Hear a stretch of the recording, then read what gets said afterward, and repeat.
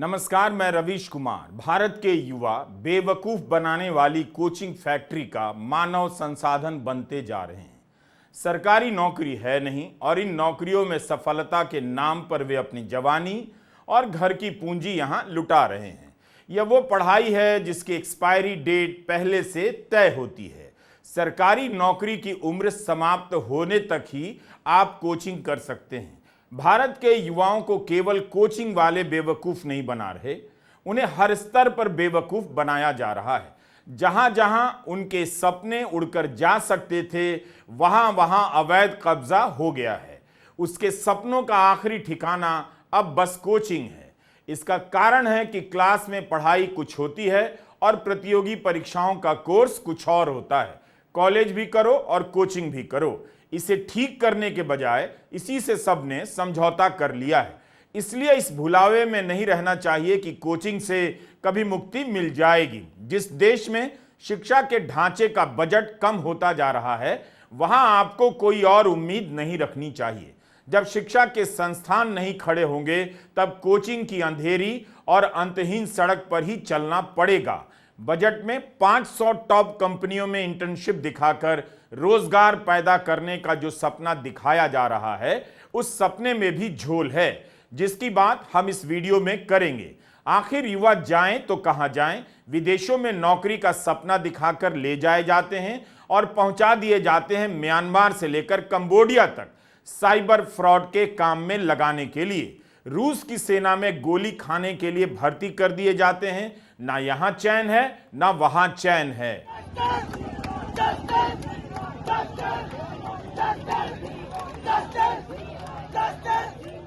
Civil सेवा की तैयारी करने वाले छात्रों का प्रदर्शन जारी है। उनका गुस्सा जायज है। इस गुस्से में केवल अपने साथियों की दर्दनाक मौत नहीं है, बल्कि इन इलाकों में कोचिंग संस्थानों और मकान मालिकों की लूट भी शामिल है। तान्या सोनी, श्रेया यादव, नवीन डेल्विन की लाइब्रेरी में मौत हो जाए, यह कोई कैसे स्वीकार कर सकता है? लेकिन क्या दिल्ली उनके इस आक्रोश में शामिल है? दिल्ली को जैसे काठ मार गया है। अब वो ऐसे मौके पर चुप्पी लगा जाती है, क्योंकि उसे पता है भीतर के राज कैसे कैसे हैं। भारत में शिक्षा का बजट पिछले 20 साल में सबसे कम हुआ। इसका मतलब है यूनिवर्सिटियां अब और रद्दी होंगी, जिसका मतलब यह होगा कि नौकरी की तलाश में या कोर्स पूरा करने के लिए युवाओं की भीड़ कोचिंग सेंटर की तरफ बढ़ती चली जाएगी। जनता के पैसे से चलने वाली यूनिवर्सिटी केवल अपने लोगों को वीसी और लेक्चरर बनाने के काम आ रही है। इस सच्चाई को यहां देख रहा एक एक छात्र जानता है। इसलिए उसके गुस्से में केवल एक ही बात का गुस्सा नहीं कि 3 छात्रों की लाइब्रेरी में डूबने से मौत हो गई। कार्रवाई होगी, बस इतनी कि लगे कि हुई है। उसके बाद सब वैसे ही चलेगा जैसे चलता रहा है। कोचिंग सिस्टम को लेकर जितना भी गुस्सा हो, मगर अब यही मान्य सिस्टम बन चुका है।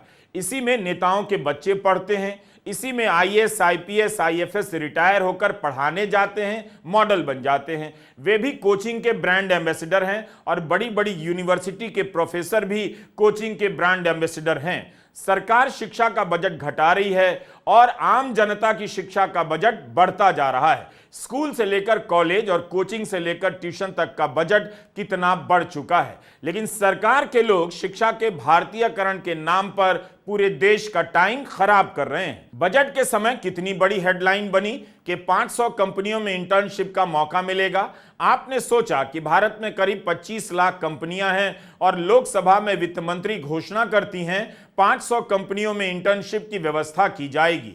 कहां तो 20-25 लाख कंपनियां और कहां 500 कंपनियां। ठीक है, मैं गणित में कमजोर हूं, लेकिन क्या सारा देश मैथ्स में मूर्ख हो गया है? किसी ने पूछा क्यों नहीं कि भारत के युवाओं की जरूरतें क्या इन 500 कंपनियों से पूरी हो जाएंगी? घोषणा करते वक्त तो वित्त मंत्री ने ऐसे ऐलान किया जैसे कोई बड़ी क्रांतिकारी योजना लेकर आई है, लेकिन बाद में अखबारों से कहने लग गए कि किसी भी कंपनी से जोर जबरदस्ती नहीं की जाएगी। उनसे कहा जाएगा कि वे छात्रों को इंटर्नशिप पर रखें। जैसे इन कंपनियों को इंटर्न पर रखने का आइडिया नहीं मालूम। वित्त मंत्री अपने कार्यकाल के 6ठे वर्ष में इन्हें इंटर्नशिप करना सिखाएंगी। आखिर बजट पेश होते ही वित्त मंत्रालय के अधिकारी नज का इस्तेमाल क्यों करने लगे?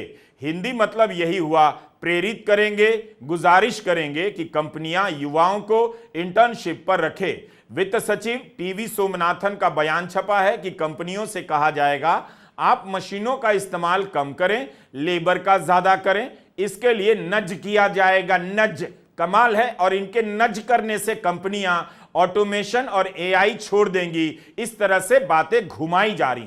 वैसे नज का सटीक मतलब होगा हल्का सा कोहनी से धक्का देना। ये नज थ्योरी के जो जन्मदाता हैं रिचर्ड थेलर शिकागो यूनिवर्सिटी के हैं, इन्हें नोबेल पुरस्कार मिल चुका है। ये व्यवहार में परिवर्तन के हिमायती हैं। 2019 के आर्थिक सर्वे में भारत सरकार ने औपचारिक रूप से इसका इस्तेमाल किया, तब से यह नज का बोगस रूप देख रहा हूं।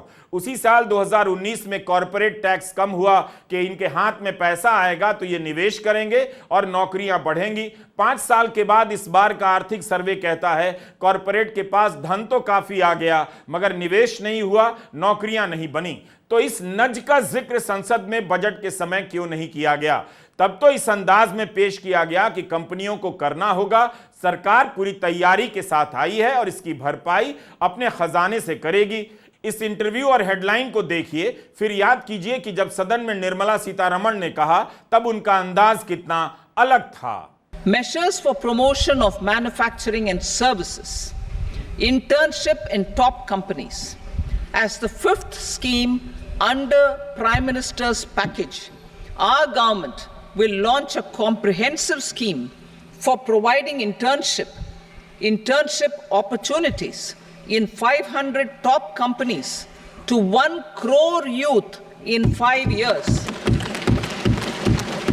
They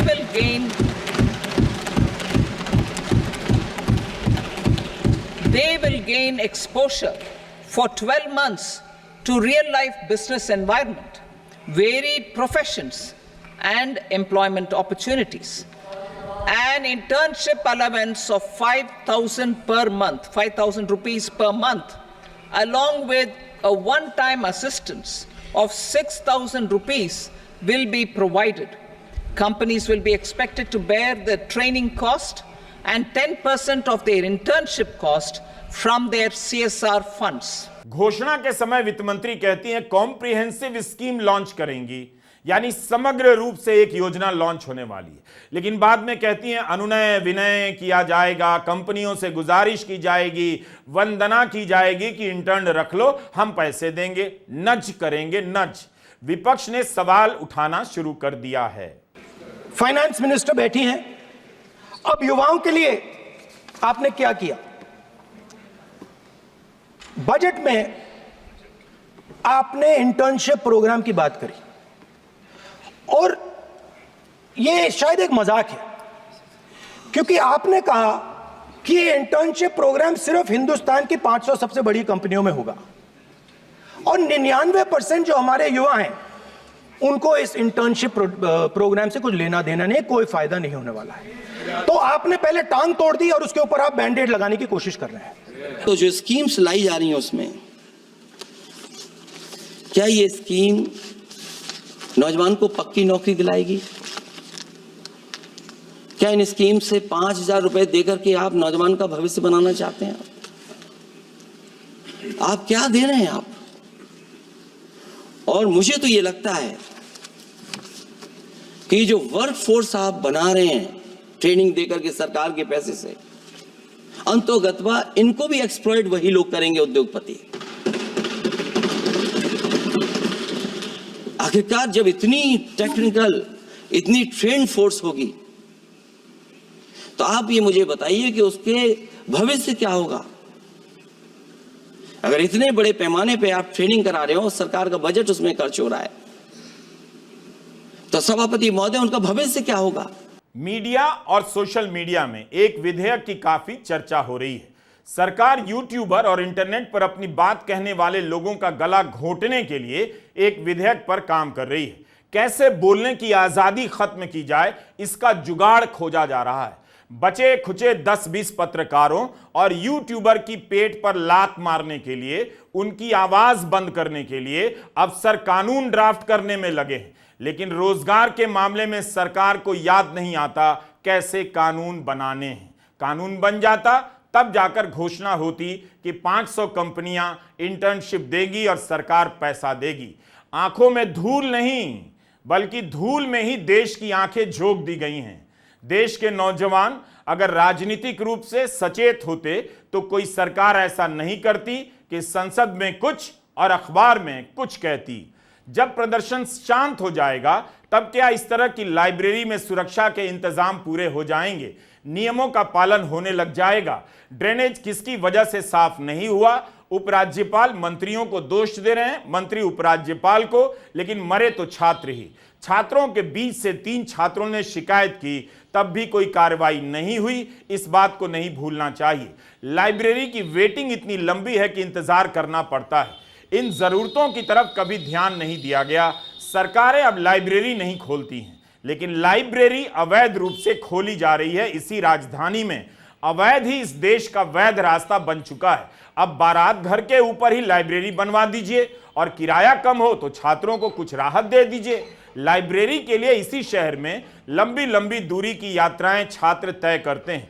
अगर दिल्ली को लाइब्रेरी की इतनी बड़ी जरूरत थी तो क्या दिल्ली में आपने राजनीति को, राजनीतिक दलों को लाइब्रेरी के बारे में बात करते सुना? राजनीति कर क्या रही थी 10 साल तक? घर घर झंडा फहराने का अभियान, मिडिल क्लास से थाली बजवाने, फोन के टॉर्च जलाने का अभियान, बालकनी में दिया जलवाने का अभियान, सोसाइटी अक्षत बंटवाने के अभियान में देश की राजनीति लगी हुई थी। लेकिन इससे बेरोजगारी और खराब शिक्षा की हालत कब तक छिपी रह पाती? 10 साल में देश की व्यवस्था और अर्थव्यवस्था का हाल आज नहीं तो कल सबके सामने आना ही था।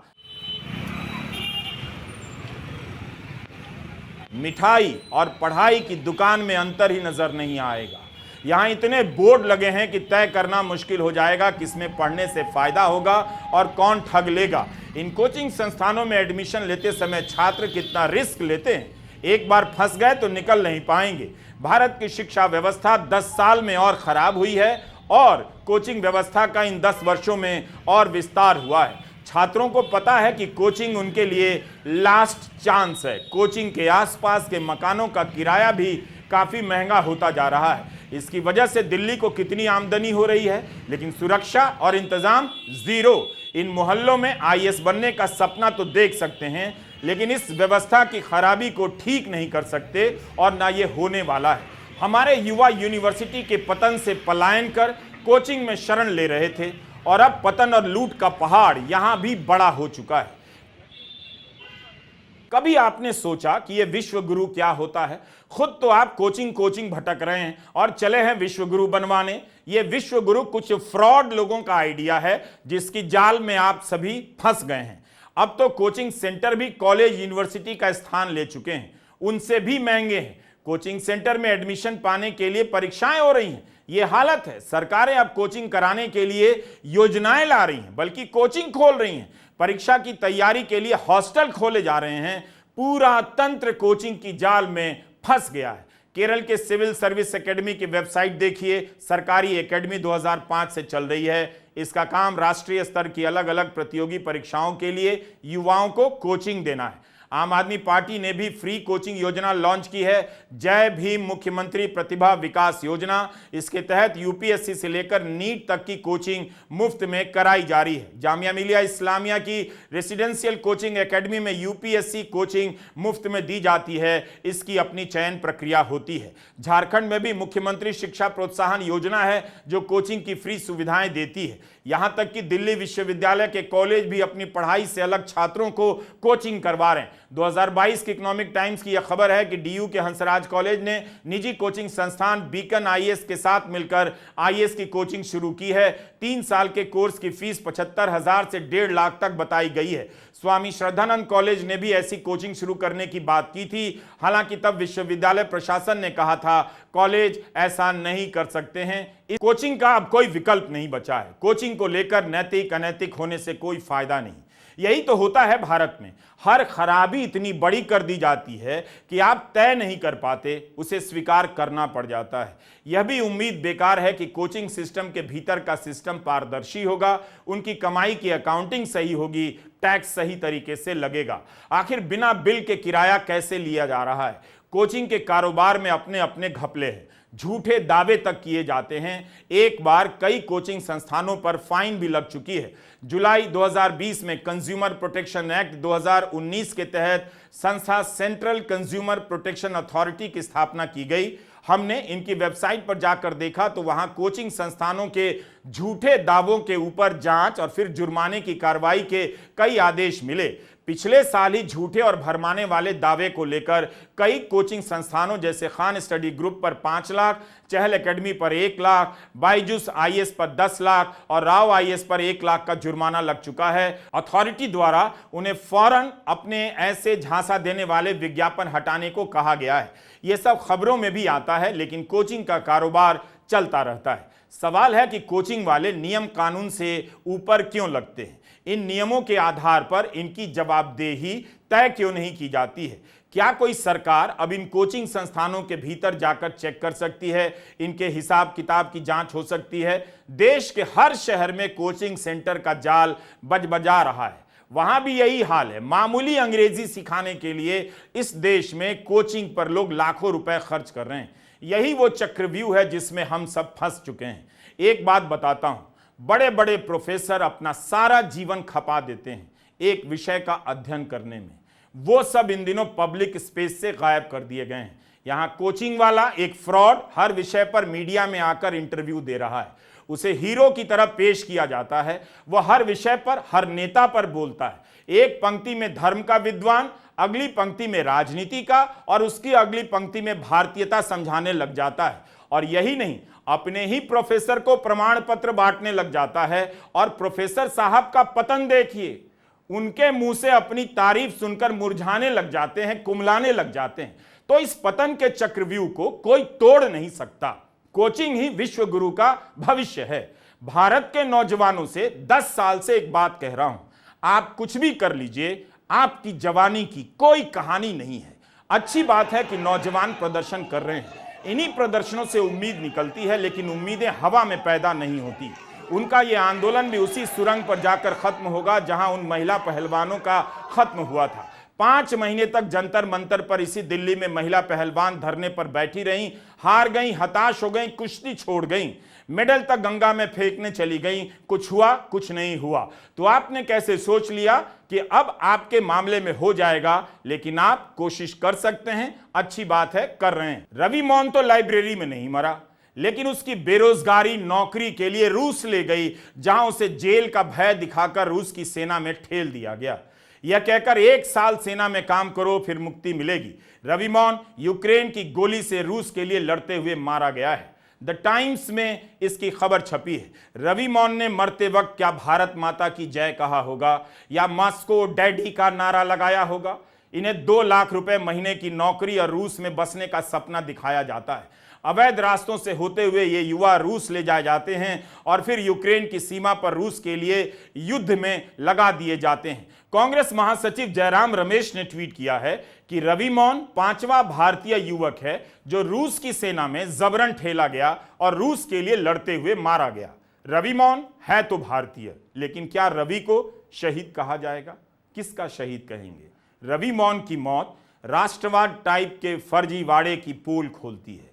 आप इसकी मौत को किस राष्ट्र के खांचे में रखेंगे, बताइए। रूस गए थे प्रधानमंत्री मोदी, राष्ट्रपति पुतिन से मुलाकात हुई, प्राइवेट डिनर कर रहे थे, उसी में बातचीत हुई और खबरें छप गईं कि बात हो गई है कि रूस की सेना में काम कर रहे युवाओं को वापस लौटाया जाएगा। हेडलाइन छपने की बेचैनी शांत हुई और देश भूल गया।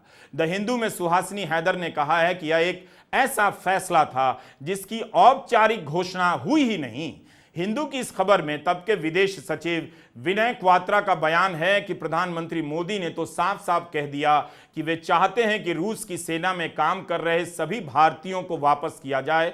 अब खबर आई है कि रवि मोहन यूक्रेन की गोली से मारा गया। आज भारत के आधे नौजवान बेरोजगार हैं और रोजगार की तालाश, बेरोजगारी का आलम यह है सर कि मोदी सरकार के 5 साल में 75 लाख एस्पिरेंट्स की जिंदगी बर्बाद हो गई, 6 पेपर लीक हुआ।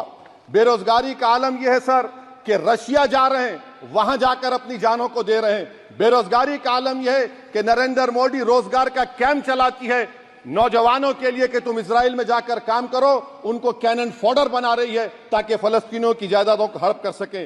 असदुद्दीन ओवैसी के सवाल उठाने के बाद विदेश मंत्रालय ने कहा कि जिन 9-10 भारतीय सैनिकों ने भारतीय दूतावास से सीधे संपर्क किया, वो दूतावास के हस्तक्षेप के बाद भारत वापस भेज दिए गए।